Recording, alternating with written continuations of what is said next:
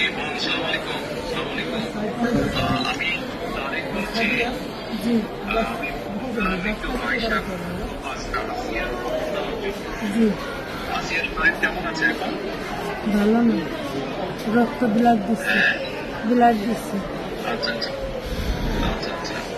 তো আমি আমাদের ওখানে যারা নেতা কর্মী আছে, বেশ করে নয়ন আছে, ওখানে ওকে আমি বলেছি আমাদের নগরের যারা নেতৃত্ব আছে তাদেরকে আমি বলেছি যে তারা আমার পাশে থাকবে, তারা আসিয়ার পাশে থাকবে, যাতে করে আসিয়ার ন্যায় বিচার হয়। জি আসিয়ার সাথে যারা অন্যায় করেছে তারা যাতে শাস্তি পায়। জি এর জন্য আমাদের অবস্থান থেকে আমরা চেষ্টা করব, যতটুকু সম্ভব আমরা চেষ্টা করব যাতে দেশের আইন অনুযায়ী আপনারা যাতে সঠিক বিচার জি করতে পারেন। জি এবং একই সাথে আমি নয়নকে বলেছি যে আসিয়ার জন্য চিকিৎসার জন্য যেসব ব্যবস্থা নেওয়া সম্ভব সেই সব ব্যবস্থাগুলো আমরা চেষ্টা করবো আমাদের দলের অবস্থান থেকে। না, ওই ওই নয়ন ভাই খুব করেছে আমার জন্য। আমার যে খোলাফান আছে ওরা সারা রাত যাবে, আমার জনের যা লাগে সব দিচ্ছে। আমরা ওনার নির্দেশে করেছি।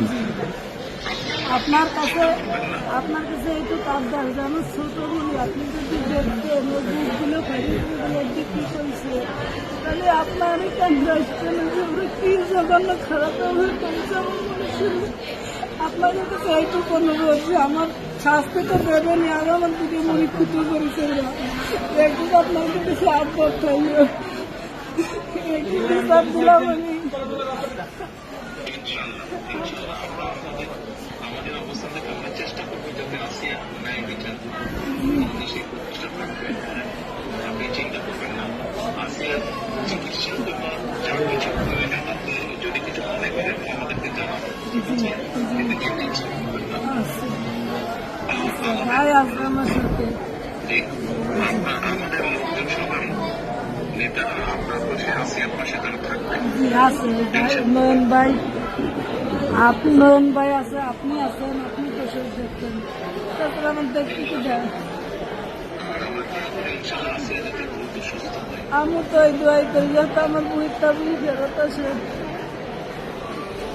ইনশাআল্লাহ টেনশন করবেন না, চিন্তা করবেন না, দেশের মানুষ আপনার পাশে আছে।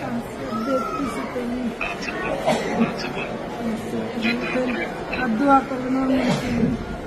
ইনশাআল্লাহ দোয়া করি, ভালো থাকবেন। জি, আসসালামু আলাইকুম।